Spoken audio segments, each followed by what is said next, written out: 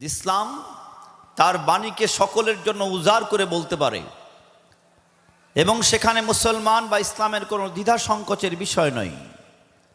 কারণ ইসলাম কোনো অবৈজ্ঞানিক ধর্ম নয়, কারণ ইসলাম কোনো মানুষের বানানো কোনো দিন নয়, কারণ ইসলাম পৃথিবীর মধ্যে অশান্তি সৃষ্টি করার মতো বিধান নয়। ইসলাম হলো সমগ্র পৃথিবীর মধ্যে শান্তির গ্যারান্টি দেওয়া দিন। কি বলেন, ঠিক কিনা? এই যে ঠিক কথাটা আমরা বলছি, এটা বাস্তব এবং 100-তে 100% বাস্তব। কিন্তু বাস্তবতা কিন্তু অনেকটা ভিন্ন করে ফেলছি আমরা। সেটা হলো আমরা দাবি করি আমাদের দিন শ্রেষ্ঠ, আমাদের ধর্ম শ্রেষ্ঠ, আমরা মানুষ হিসেবে শ্রেষ্ঠ, আমাদের নবী শ্রেষ্ঠতম, আমরা উম্মত হিসেবে শ্রেষ্ঠতম, আমরা জান্নাতে যাওয়ার আগে কোনো উম্মত জান্নাতে যাওয়ার মতো কোনো অনুমতি প্রাপ্ত হবেন না। আমাদের নবী একমাত্র হাসরের ময়দানে নিজেকে উম্মতি উম্মতি বলে বলবেন, নিজে বলবেন, অন্য সবাই প্রথম দিকে নাফসি নাফসি করবেন।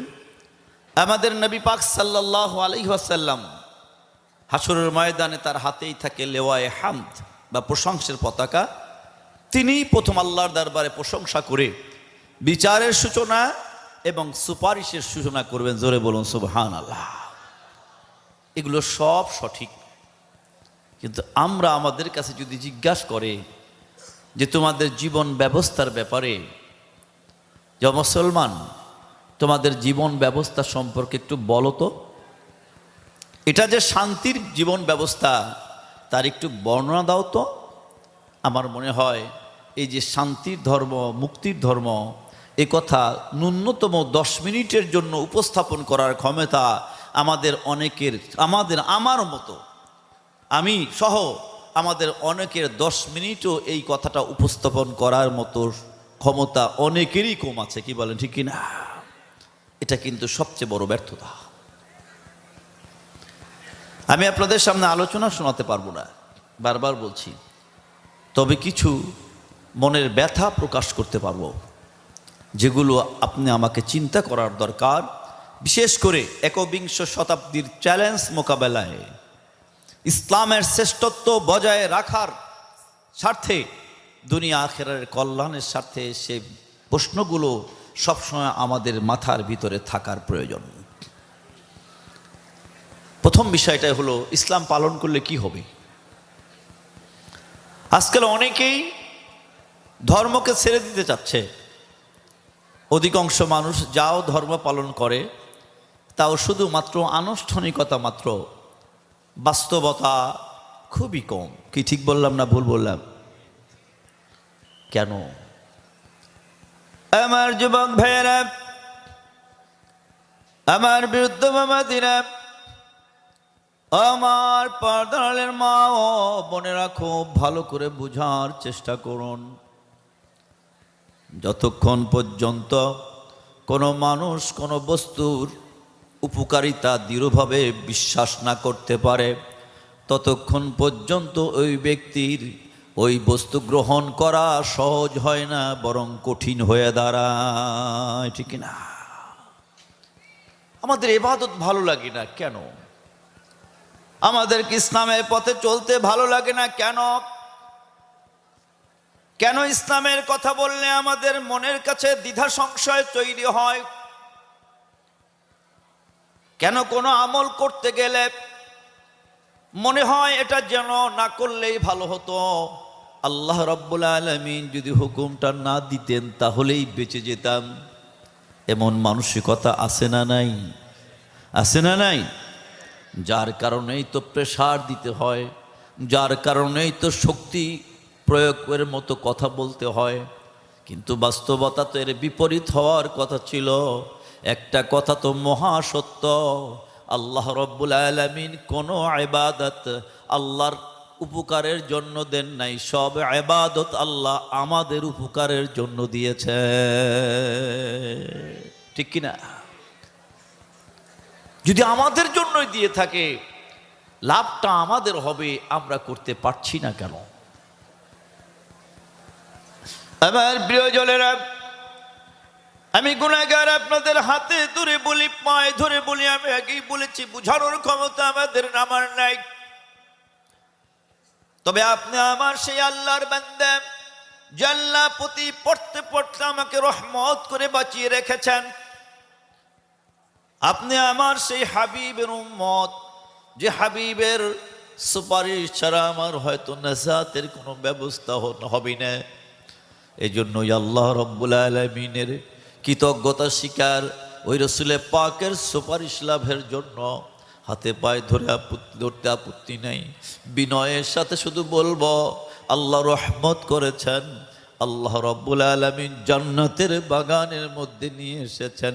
এটা যেন আমাদের জন্য বেহুদা না হয়, এটা যেন আমাদের জন্য দুনিয়া আখিরাতের কল্যাণের কারণ হয়। ঠিক না? রাজি আছি ইনশাআল্লাহ? এটা এই দোয়া করতে রাজি আছি ইনশাআল্লাহ? ছোট্ট একটু বিষয় দেখুন আমার প্রিয়জনেরা, আপনারা এখন বসা আছেন চটের উপরে, তাই না? যত শিক্ষিতই হন না কেন, কত বড় লোকরা এখানে আছেন, তার চটের উপরে বসা। আজ যে ভিক্ষুকটা আমাদের বাড়িতে ভিক্ষা করেছে, আপনার কাছে ভিক্ষা করেছে, এই গভীর রাত্রে ওই ভিক্ষুকটা যেখানে বসা আছে সেখানে শুধু চট আছে না অন্য কোনো বিছানা আছে? না না আছে কি না? আমাদের অন্য কোনো বিছানা নেই। উপরের দিকে একটু তাকায় দেখুন, এমন কিছু কাপড় আমাদের উপরে দেওয়া। নরমাল যদি একটু কুয়াশা পড়ে, সাথে সাথে টপ টপ করে আমাদের গায়ের উপরে পানি পড়বে। অথচ এই রাতে ভিক্ষুক যেখানে শুয়ে আছে অথবা বসে আছে, তার উপরে কোনো বিল্ডিং না থাকলে অন্তত টিন আছে। টিনও যদি না থাকে তাহলে একটু পলিথিন দেওয়া আছে যেন বৃষ্টিতে পানি তার গায়ের না পড়ে। তাহলে প্রিয়জনেরা, ও যুবক, মনকে একটু জিজ্ঞাসা করো, মন রে, তোমার অবস্থান তাহলে বর্তমানে কি? ভিক্ষুকের চেয়ে মহা ভিক্ষুক হয়ে আমরা এখানে বসা আছি। মহা ভিক্ষুক। আমার প্রশ্ন হলো প্রিয়জনেরা, ভিক্ষুকের চেয়ে ভিক্ষুক হয়ে কেন এখানে আমরা বসে থাকব? যদি এই ভিক্ষুকের মতো বসে থাকা আমাদেরকে বাদশাহী না দিতে পারে, আল্লাহর কসম করে বলি, আল্লাহর কসম করে বলি, আল্লাহর কসম করে বলি, যুবক, ও বৃদ্ধ বাবা, ও মা, ও বোন, আল্লাহ রাব্বুল আলামিন রহমত করে আমাদেরকে এই ভিক্ষুকের মতো বসে আছি, কিন্তু এটা রহমতের জান্নাতের বাগানের মধ্যে এনেছেন। আবার আল্লাহর কসম করে বলি, আমাদের নিয়তটাকে যদি ঠিক করে নিতে পারি, যা আমরা দিন শিখব, যা শুনবো, আমলের চেষ্টা করব, তাহলে আল্লাহ রাব্বুল আলামিন আমাদেরকে অবশ্যই তার ওলি বানায়া গুনাহগার বান্দাদের গুনাহ মাফ করে হাসরের ময়দানে জান্নাতুল ফেরদাউসের ফয়সালা করে দিবে। অবশ্যই দিবেন। তার জন্য প্রস্তুত থাকতে হবে আমাদের, এভাবে যে আমরা অন্য কোনো কারণে নয়, কানের সুখ মিটানোর জন্য নয়। কোরআন তেলাওয়াত সুন্দর হবে, আলহামদুলিল্লাহ, ভালো লাগবে, ঠিক আছে। ওয়াজের মধ্যে সুর যদি থাকে, আলহামদুলিল্লাহ, ভালো লাগতে পারে, কিন্তু মূল টার্গেট আমার সুর নয়, ঠিক না? ওয়াজ যখন শুনবো তখন টার্গেট আমাদের অবশ্যই করে নেব, প্রভুরে আপনার কথা শোনার এবং আমলের তৌফিক দান করুন। কোরআন তেলাওয়াত যখন শুনব তখন চিন্তা করব, প্রভুরে এটা তো এমন একটা বাণীর তেলাওয়াত চলছে যেটা আপনার বাণী, প্রভুরে এখান থেকে আপনি আমাকে সওয়াব এবং হেদায়েত দুটোই নসিব করার তৌফিক দান করেন। ইনশাআল্লাহ এভাবে যদি বসতে পারি, আবার আল্লাহর কসম করে বলি, যুবক রে, বৃদ্ধ বাবারে, আল্লাহ রাব্বুল আলামিন অবশ্যই আমাদেরকে তার প্রিয় বান্দা বানায়া জান্নাতুল ফেরদাউসের মালিক বানায়া দিবে। দুনিয়ায় শান্তি দিবেন, আখিরাতে কল্যাণ দিবেন ইনশাআল্লাহ। আমাদের টার্গেটে ভুল হয়ে যায়, টার্গেট যদি ভুল হয়ে যায় তাহলে সে কোনোদিন সাকসেস হতে পারে না। ওয়াজ নসিহত প্রচুর হচ্ছে কি হচ্ছে না? আগেকার চেয়ে ওয়াজ বেড়েছে না কমেছে? হ্যাঁ, মসজিদ মাদ্রাসা বেড়েছে না কমেছে? যোগাযোগ নেটওয়ার্কিং বেড়েছে না কমেছে? কিন্তু অশান্তি কেন বাড়ে? এর জন্য কিন্তু বড় কারণ হলো আমরা যা শুনি তা আমলের চিন্তা করি না, যা শুনি ওখানেই ফেলে রেখে চলে যাই, জীবনকে পরিবর্তন করতে চাই না। আর সেটা যদি আমরা না করতে পারি, ওই টার্গেট না রাখলে কানে সুখ মিলবে, আমাদের বক্তাদের গলার সুখ মিটবে, হয়তো পকেটের সুখ মিটতে পারে। ওয়াজ করতে করতে বক্তা লক্ষ লক্ষ বক্তা কবরে চলে যাবে, কোটি কোটি শ্রোতা ওয়াজ শুনতে শুনতে কবরে চলে যাবে, কিন্তু ওই শ্রোবক্তা ওই শ্রোতার নাজাতের ব্যবস্থা, এমনকি দুনিয়ায় শান্তির ব্যবস্থা, ইসলামের সুশীতল ছায়াতলে সকলকে এনে ইসলাম প্রতিষ্ঠা করার মতো ব্যবস্থা পৃথিবীর বুকে আসবে না। ঠিক কিনা? অতএব হাতে ধরে পায়ে ধরে প্রথমেই বললাম, এক রাত ইসলামের সব শেখানো যাবে না, কিন্তু যা শিখবো আমলের নিয়তে শুনবো, আমলের চেষ্টা করবো। রাজি আছি ইনশাআল্লাহ? রাজি আছি ইনশাআল্লাহ?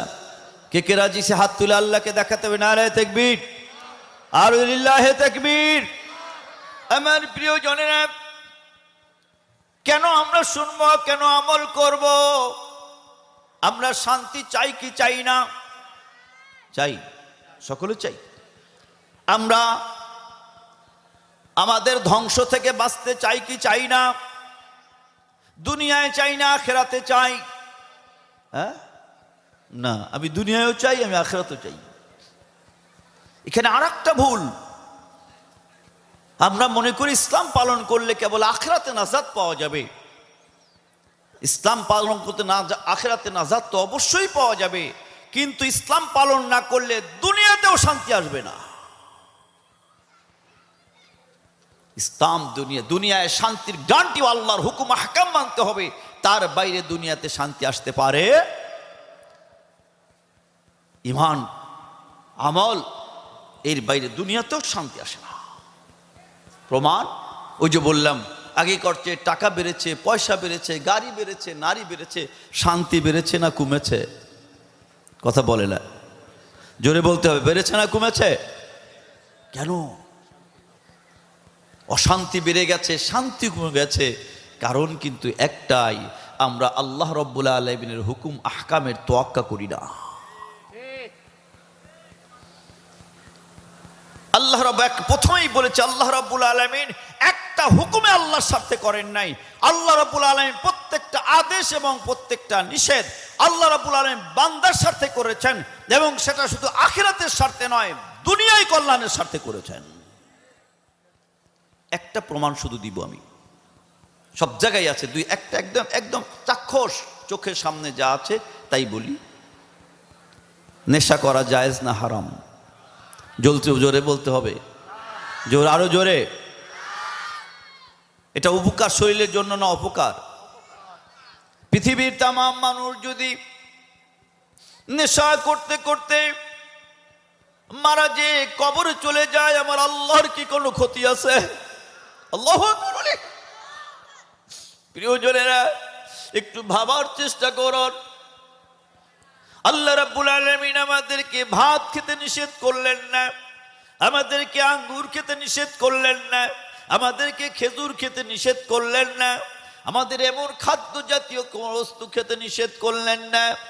সেইগুলো যদি পচায়া পচায়া নেশা বানানো হয়, অথবা অন্য কোনোভাবে যদি নেশা বানানো হয়, যার মাধ্যমে নিজের বিবেক স্থগিত হয়ে যায়, যার মাধ্যমে স্টোমাক নষ্ট হয়ে যায়, আমার আল্লাহ বলছেন, বান্দা তুমি খাবে না।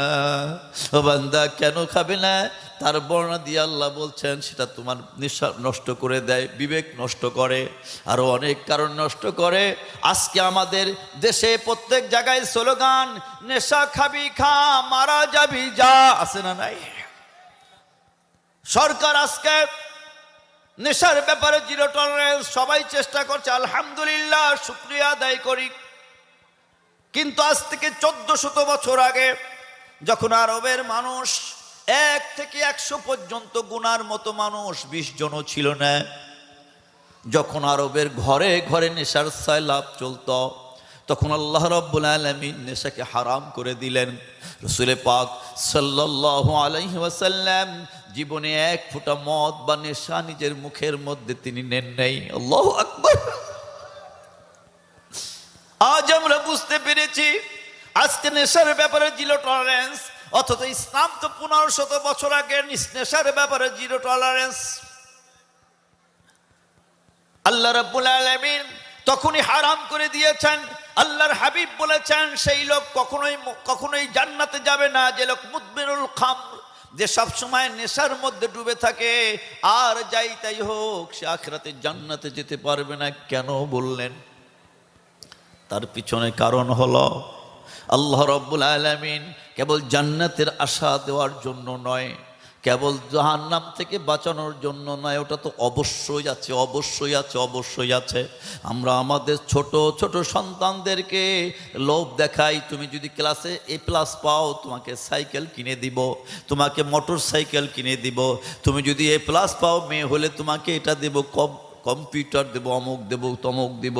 তার অর্থ হলো তুমি ভালো করে পড়াশোনা করবে, সন্তান লোভে লোভে পড়াশোনা করবে, তার সাথে সাথে তার ভালো পড়াশোনা হবে, জীবন ভালো হবে। বাবা এই জন্য তাকে লোভ দেখাচ্ছে এবং বাস্তবতাও দিয়ে থাকে। আল্লাহ রাব্বুল আলামিন আপনি আমার অভিভাবক, আপনি আমাকে আল্লাহ রাব্বুল আলামিন দুনিয়ায় ভালো রাখার জন্য আখিরাতের লোভ দেখাচ্ছেন, এবং সেটা দিবেনও দিবেন। জান্নাত বান্দারে তুমি নেশামুক্ত জীবন গড়ো, বান্দা তুমি অন্যায় মুক্ত জীবন গড়ো, বিনিময়ে আমি তোমাকে জান্নাতুল ফেরদাউস দান করব, জাহান্নাম থেকে বাঁচে যাবে। বিনিময়ে আর এই কাজগুলো করলে দুনিয়ার বুকে আমরা শ্রীগাল কুকুরের মতো মরতে হবে না। আল্লাহ রাব্বুল আলামিন বলছেন, বান্দা নেশামুক্ত থেকে থাকো, শ্রীগাল মুকুরের মতো তুমি মরবে না, তোমার স্টমাক নষ্ট হবে না, তোমার ব্রেন নষ্ট হবে না। বিনিময়ে আমি আল্লাহ রাব্বুল আলামিন তোমাকে জান্নাতুল ফেরদাউসের মালিক বানায় দিব। তাহলে নেশা না করার পিছনে যে কারণ, কেবল যদি দুনিয়ার চিন্তা রাখতেন আমাদের, তাহলে যে কাজটা ঘটতো সেটা হলো লুকায় লুকায় খালে তো পুলিশ টের পাবে না রে, ওই এখানে সিসিটিভি নাই রে, আয় খাই ভালো করে, এ কাজ চলছে কি চলছে না, কি চলছে কি চলছে না। কিন্তু আল্লাহ রাব্বুল আলামিন বলছেন, ওহুয়া মাআকুম আইনামা কুনতুম, আল্লাহু আকবার। ও বান্দা তুমি যেখানেই থাকো না কেন, তোমার আল্লাহ তো তোমার সাথেই আছে। ইন্নাল্লাহা আলিমুম বিযাতিস সুদূর, ও বান্দা তোমার অন্তরের মধ্যে যে পরিকল্পনা আছে তাও তো তোমার আল্লাহ জানেন। আল্লাহু আকবার। ও বান্দা পৃথিবীর তামাম আদালত ফাঁকি দেওয়া যায়, আল্লাহর আদালত কিন্তু তুমি ফাঁকি দিতে পারবে না। ও বান্দা তোমার কাঁধের উপরে আমি 2 জন ফেরেশতা রেখে দিয়েছি, কিরামান কাতিবিনা ইয়ালামুনা মা তাফআলুন। বান্দা তুমি যাই করো না কেন সম্মানজনক 2 জন ফেরেশতা কিন্তু লিখেই যাচ্ছে। ও বান্দা হাসরের ময়দান যেদিন শুরু হয়ে যাবে, আল ইয়াওমা নাখতিমু আলা আফওয়াহিহিম ওয়া তুকাল্লিমুনা আইদিহিম ওয়া তাশহাদু আরজুলুহুম বিমা কানু ইয়াকসিবুন। বান্দা হাসরের ময়দান যেদিন শুরু হয়ে যাবে, তোমার মুখের উপরে আমি মোহর মেরে দেব, তোমার হাত সেদিন কথা বলতে থাকবে, তোমার বিপক্ষে তোমার পাওগুলোকে সাক্ষী দিতে থাকবে। বান্দারে ওখান থেকে কিন্তু তুমি বাঁচতে পারবা না। দুনিয়ায় যতই লুকায় লুকায় নেশা খাও, দুনিয়ায় যতই লুকায় লুকায় ব্যবসা করো, নেশার ব্যবসা করো, দুনিয়ায় যত লুকায় লুকায় খারাপ কাজ করো না কেন, হাসরের ময়দানের বিচার থেকে তুমি বাঁচবে না। ঠিক না? একজন মানুষের মধ্যে যখন আখিরাতের এই ভয় তৈরি হয়, ওই মানুষকে জীবনেও তাহলে অন্যায় কিছু করতে পারে? কি বলেন, পারে? পারে না। ইসলাম তো এভাবেই কন্ট্রোল করেছে। আমি আপনাদের সামনে একদম সহজ একটা সূরা আসর তেলাওয়াত করেছি। আল্লাহ রাব্বুল আলামিন এখানেও কিন্তু একই কথা বলছেন, ও বান্দা শোনো, আল্লাহু আকবার।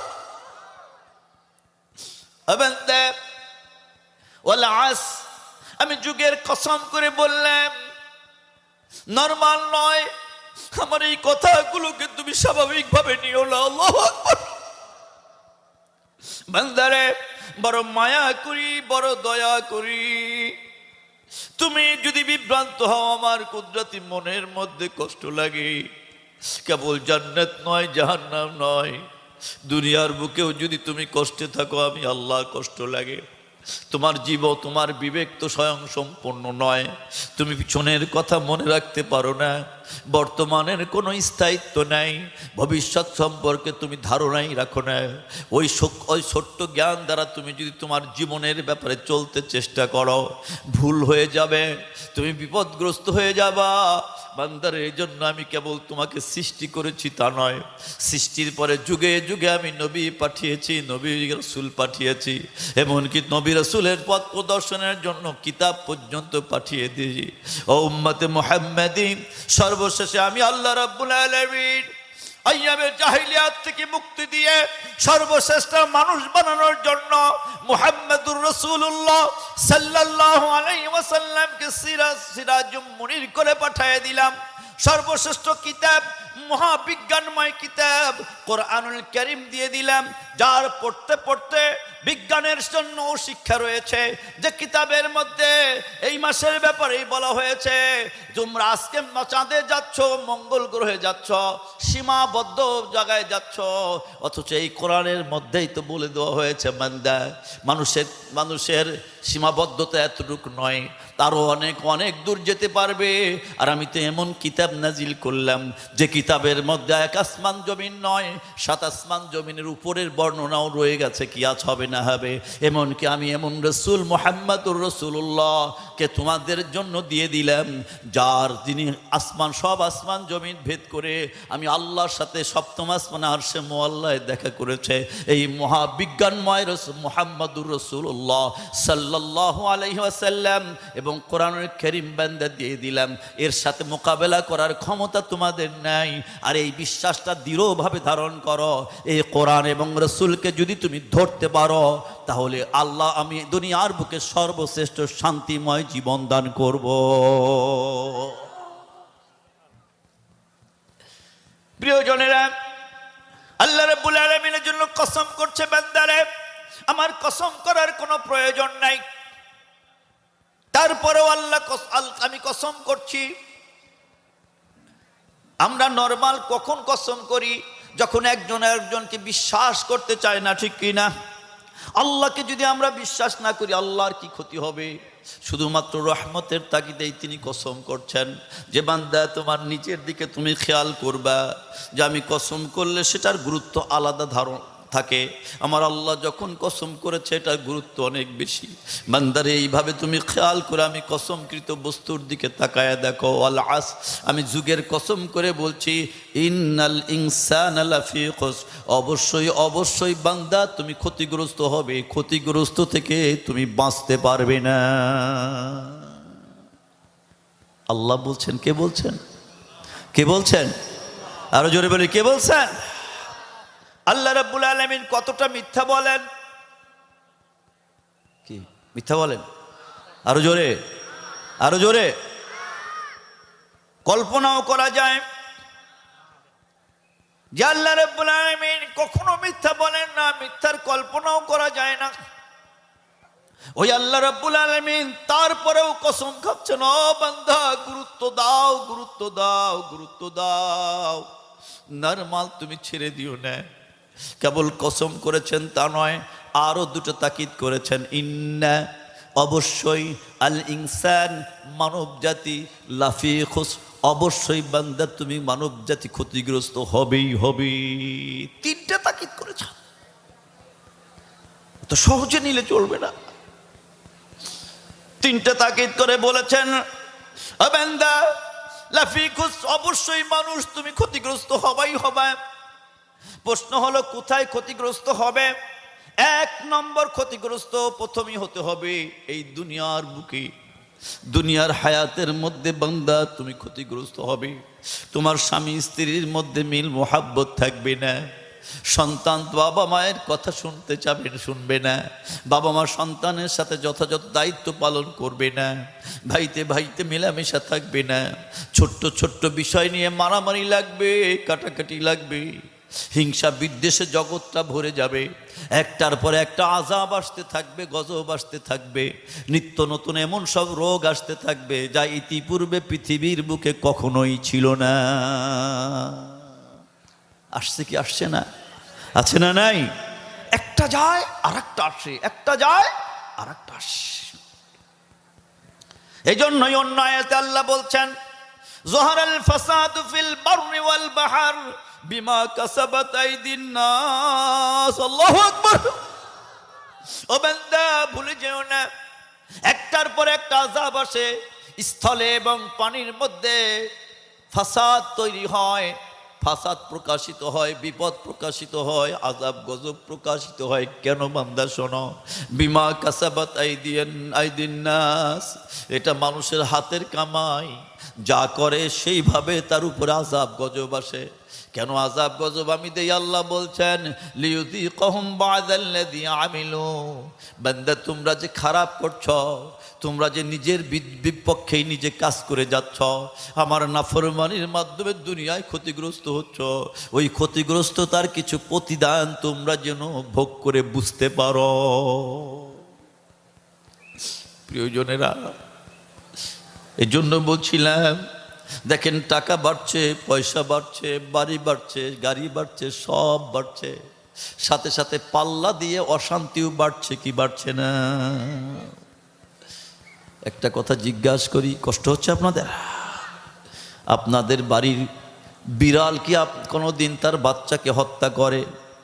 করে? আপনার বাড়ির কুকুর কি কোনোদিন তার বাচ্চাকে হত্যা করে? আপনি আমার বাড়ির কবুতর কি কোনোদিন বাচ্চাকে হত্যা করে? আপনি আমার এই যে পাশেই যে সুন্দরবন আছে, সুন্দরবনের মধ্যে যে রয়্যাল বেঙ্গল টাইগার থাকে, রয়্যাল বেঙ্গল টাইগার কি কোনোদিন তার বাচ্চাকে হত্যা করে? করে? এমনকি হিংস্র হায়না যে বাঘকে খেয়ে ফেলে, যে সিংহকে খেয়ে ফেলে, বাঘ সিংহ কি কোনোদিন তার বাচ্চাকে হত্যা করে? তাহলে বোঝা গেল, সাধারণত প্রাণী জগতের কোনো প্রাণী তার বাচ্চাকে হত্যা করে না, বাচ্চা কোনোদিন তার মা বাপকে হত্যা করে না। কিন্তু মানুষ হয়ে মানুষের বাচ্চাকে হত্যা করার ইতিহাস আছে না? না আছে না নাই? বাবা হয়ে মা হয়ে তার সন্তানকে হত্যা করার ইতিহাস আছে না নাই? সন্তান হয়ে বাবা মাকে হত্যা করার ইতিহাস আছে না নাই? কোন মানুষ হত্যা করছে একটু তাকায় দেখেন। কোন নামাজি কোনদিন তার বাচ্চাকে অথবা তার সন্তানকে, তার মা বাপকে কি হত্যা করেছে? যত ইতিহাস এরকম হত্যাকাণ্ড, মারাত্মক যত হত্যাকাণ্ড আছে, সব হত্যাকাণ্ডের সাথে কয়েকটা জিনিস জড়িত, যে দেখবেন হয়তো সে নিশাখোর, ঠিক না? তা না হলে সে পরকীয়ায় প্রেমে লিপ্ত ছিল, অথবা তার মধ্যে এতটা দুনিয়ার লোভ এতটা কাজ করেছে, দুনিয়ার লোভের কারণে অনেকজনের হত্যা করতেও দ্বিধা করে নাই। একটা জিনিসও কি আমার আল্লাহ হালাল করেছে? কি বুঝা গেল? যদি নেশা না থাকতো হত্যাকাণ্ড অনেক অংশ কমে যেত কি যেত না? পরকীয়া না থাকলে এই গন্ডগোল মারামারি কেসকাবারি কমতো কি কমতো না? পরস্পরের মধ্যে রেশারাশি যদি লোভ আকাঙ্ক্ষা বেশি না থাকতো, আত্ম অহংকার গর্ব যদি কম থাকতো, তাহলে আমাদের সমাজের মধ্যে, রাষ্ট্রের মধ্যে শান্তি বেশি হতো কি হতো না? ইসলাম তারই দাওয়াত দেয়। শুধু কথাগুলো উপস্থাপন আগেই বলেছি, সময়ও নেই, সুযোগও নেই। এজন্য প্রথমে এই ধারণাটা আমাদের নেওয়ার দরকার। মুসলমান, এই ধারণা নিতে হবে যে আমার দিন আমি পালন করব আল্লাহর স্বার্থে নয়, আমার স্বার্থে। যেখানে আল্লাহ রাব্বুল আলামিনের আদেশ অথবা নিষেধকে বাদ দিব, নিশ্চিত সেখানে আমার উপর গজব আসবে, দুনিয়াতেই গজব আসবে, আযাব আসবে, এর মধ্যে কোনো সন্দেহ নেই। ঠিক বললাম না ভুল বললাম? ঠিক বললাম না ভুল বললাম? তো এই বিশ্বাস নিয়ে যেতে রাজি আছি ইনশাআল্লাহ? রাজি আছি ইনশাআল্লাহ? যে এই বিশ্বাস রাখি আমার আল্লাহর হুকুম আহকাম আমার কল্যাণের জন্য, আমি যদি সেখান থেকে চলে যাই, দুনিয়ায় আমি কল্যাণ হবে, পৃথিবীর কেউ আমাদেরকে ঠেকাতে পারবে। লাফি খুসর, অবশ্যই আমি ধ্বংসপ্রাপ্ত হব। এই বিশ্বাস নিয়ে যেতে রাজি আছি ইনশাআল্লাহ? কে কে রাজি আছে? দুই হাত তুলে আল্লাহকে দেখা, জয় তাকবীর, লিল্লাহে তাকবীর। বলছিলাম ক্ষতিগ্রস্ত হতে হবে কেবল ইসে নয়, কবরেও। আল্লাহর হাবিব বলেন, আল কবরু রাউদাতুম মির রিয়াদিল জান্নাহ আও হুফরাতুম মিন হুফারিন নার। ও উম্মত শোনো, কবর কারো জন্য হবে জান্নাতের টুকরা, আর কারো জন্য হবে জাহান্নামের আগুন। ও বান্দা, তুমি যদি আল্লাহর পথে না চলতে পারো, কবরের মধ্যে কিন্তু এমন আযাব দেবে যে আযাব সহ্য করার ক্ষমতা প্রিয়জন আমাদের কারো নাই। আমাদের গায়ের মধ্যে যদি সামান্য একটু চাপ লাগে, আঙ্গুলটা যদি একটু দরজার চিপার মধ্যে চাপ লেগে যায়, মনে হয় জীবনটা বের হয়ে যায়। যুবক রে, মন রে একটু জিজ্ঞাসা করো, মন রে, আজকে তো যা ইচ্ছা তাই করছো। ও মন, তুমি তোমার আল্লাহর হুকুম আহকামের তোয়াক্কা করো না। ও বিরুদ্ধ বাবা, ও মা, ও বোন, ও মা, ও বোন, মনকে আপনি জিজ্ঞাসা করেন, মন রে, আজকে তো তুমি যা ইচ্ছা তাই করে যাচ্ছ। আল্লাহ রাব্বুল আলামিনের রাজি খুশির তোয়াক্কা মন তোমার কাছে নাই। কিন্তু কবরের মধ্যে যদি জান্নাত জাহান্নামের আগুন দাউ দাউ করে জ্বরে, অথবা অন্য হাদিসের প্রমাণকৃত দুই পাশ থেকে যদি মাটি এসে এমন ভাবে চাপ দেয়, একটা হাড় আর একটা হাড়ের মধ্যে ঢুকে যায়, কবরের মধ্যে সহ্য কি করা যাবে? ক্ষতিগ্রস্ত কিন্তু কবরেও হতে হবে। ওখানেই শেষ নয়, কবরের পরে আর একটা হাসরের ময়দানে আমাদের যেতে হবে, কি হবে না? আল্লাহ রাব্বুল আলামিন সূরা ইয়াসিনের মধ্যে বলছেন, অনুফিকা ফিস সূর ফাইযা হুম মিনাল আজদাস ইলা রাব্বিহিম ইয়ানসিলুন। আল্লাহ বলছেন, ও বান্দা শোনো, তাফসীরে জালালাইনের মধ্যে এসেছে, আই নাফকাতুস সানিয়া ওয়া সালিসা, দ্বিতীয় অথবা তৃতীয় ফুৎকার যখন ইসরাফিল দেবে সিংহার মধ্যে, শোনো, মানুষ আর মাটির মধ্যে থাকতে পারবো না। যুবক, তুমিও থাকতে পারবে না, আমিও থাকতে পারবো না। আদম আলাইহিস সালাতু ওয়াস সালাম থেকে কিয়ামত পর্যন্ত সকল মানুষ সেখানে উঠতে থাকবে। সকল স্লোগান সেদিন বন্ধ হয়ে যাবে, একটা স্লোগান মাত্র চলতে থাকবে। আল্লাহ নিজেই বলেছেন, স্লোগানটা হলো, ইয়া ওয়াইলানা মান বা'সানা মিন মারকাদিনা, হায় আফসোস, কে আমাদের আরামের বিছানা থেকে আজকে তুলে দিল। আল্লাহু আকবার। আল্লাহ আমাদেরকে হেফাজত করুন। সকলে যার কবরের মধ্যে জান্নাতের অবস্থান ছিল তার আফসোস তো ঠিক আছে, যার কবরের মধ্যে জাহান্নামের আগুন দাউ দাউ করে জ্বলছিল তিনি কেন আফসোস করবেন? প্রমাণ হলো, এই আয়াত প্রমাণ করে, কবরের মধ্যে যত আযাব হোক না কেন, হাসরের ময়দানের আযাব আরো বেশি হবে। সহ্য করার ক্ষমতা কারো থাকবে না, মাথার মগজগুলো টকবক টকবক করতে থাকবে, কোনো আত্মীয় কারো কোনো পরিচয় দিবে না। অনেক মানুষকে আল্লাহ রাব্বুল আলামিন অন্ধ করে উঠাবেন, অনেকে হারামের মধ্যে ডুবে যাবে, কিন্তু কোনো সাথী সেখানে পাওয়া যাবে না। আজকে তো যা ইচ্ছা তাই করে যাচ্ছি। আমার আল্লাহ বলছেন, বান্দারে, লাফিয়ে খুশ, ওই দিনও কিন্তু তুমি ক্ষতিগ্রস্ত হবা, বাঁচতে পারবা না। সর্বশেষে ক্ষতিগ্রস্ত হতে হবে জাহান্নামের মধ্যে। আল্লাহ বলছেন, ইন্না জাহান্নামা কানাত মিরসাদা লিত্তাগিনা মাআবা লাবিসিনা ফিহা আহকাবা লা ইয়াযুকুনা ফিহা বারদান ওয়ালা শারাবা ইল্লা হামিমা ওয়া গাসসাকা। বান্দারে, সেখানে কোনো কিছু হবে না, অনাদি অনন্তকাল পর্যন্ত থাকবে, একটু পানিও সেখানে পাবা না, পাবা গরম রক্ত, গরম রূপুজ, সেখানে মরাও যাবে না, বাঁচাও যাবে না। সুম্মা লা ইয়ামুতু ফিহা ওয়ালা ইয়াহইয়া, গায়ের মধ্যে শুধু দাও দাও করে আগুন জ্বলবে। আল্লাহ বলছেন, বান্দারে, সেখানে বাঁচবাও না, মরবাও না, মরা বাঁচার মাঝের জীবন চলবে, আত্মহত্যা করারও সুযোগ থাকবে না। যাই হোক, আমি আর কথা বাড়াবো না। এই জন্য আল্লাহ বারবার কসম দিয়ে বলছে, সব ক্ষতিগ্রস্ততা বান্দা তোমার সামনেই আছে। ওর থেকে যদি বাঁচতে হয় তোমাকে 3-4টে কাজ করতে হবে। কয়টা কাজ? জোরে বলুন, আরো জোরে। আল্লাহ বলছেন, ইল্লাল্লাযীনা আমানু বান্দা, 1 নম্বর তোমার মধ্যে ঈমান থাকতে হবে, ও আমিলুস সলিহাত। 2 নম্বর তোমার মধ্যে নেকামল থাকতে হবে। তার মানে নেকামল সবচেয়ে ভালো বড় নেকামল হলো ফরজ আদায় করা, হারামকে তরক করে দেওয়া। এরপরে সুন্নাত, মুস্তাহাব ইত্যাদি আমল আছে। রাসূল পাকের নমুনায় তুমি তোমার জীবন গড়ো, তাহলে প্রত্যেকটা নেকামলে পরিণত হবে, আর প্রত্যেকটা নেকামলের সওয়াবও পাবা, রহমত পাবা। বান্দা, দুনিয়ার মুখে মোহায় তোমার শান্তিময় জীবন এসে যাবে। আল্লাহ বলছেন 1 নম্বর ঈমান, 2 নম্বর তুমি এভাবে নেক আমল করো রাসূল পাকের অনুসরণের মাধ্যমে।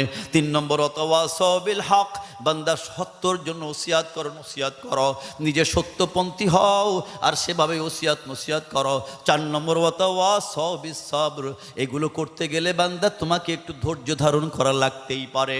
মানুষ তোমার কথা তোমার গায়ে লাসে পড়তে পারে, বিভিন্ন সময় তোমার কষ্ট হতে পারে, আবার কষ্ট ছাড়াও হতে পারে। যদি কষ্ট ছাড়া হয় তুমি আল্লাহর শুকরিয়া আদায় করো, আর যদি তোমার কষ্ট এসে যায় তুমি বিভ্রান্ত হইও না, নাশুকরি হইও না, সবরহীন হইও না। অন্য কেউ সবরের জন্য তুমি তালিম দাও আর নিজেও সবর করে চলতে থাকো। আমি আল্লাহ তোমাকে তামাম অনিষ্টতা থেকে বাঁচায়া বাঁচায়া দুনিয়ায় শান্তিময় জীবন দিয়ে আখিরাতে জান্নাতুল ফেরদাউসের মালিক বানায়া দিব। আমার প্রিয়জনেরা, আর কথা বেশি নয়, আমি গুনাহগার, অনেক কথা শোনার দরকার নাই, দরকার হলো কাজ করা। কি বলেন, ঠিক কিনা? ঠিক কিনা? এই জন্য হাতে ধরে বলেছি, পায়ে ধরে, যুবক আছেন, বৃদ্ধ বাবা মা আবার সকলকে হাতে পায়ে ধরে বলছি, একটু আসুন, আমি গুনাহগারের জন্য দোয়া করুন যেন আমিও চলতে পারি, আর সকলে মিলে আসুন সে পথে চলি। তাহলেই আমাদের ব্যক্তি, সমাজ, রাষ্ট্র, দুনিয়া আখিরাত উভয় জাহানে কল্যাণ হবে ইনশাআল্লাহ। বিপদ থেকে বাঁচতে পারবো। আল্লাহ আমাদের সকলকে এই বিপদ থেকে বাঁচার তৌফিক দান করুক, দুনিয়া আখিরাত কল্যাণ দান করুন, আমিন। ওমা আলাইনা ইল্লাল বালাগ। আসসালামু আলাইকুম ওয়া রাহমাতুল্লাহি ওয়া বারাকাতুহু।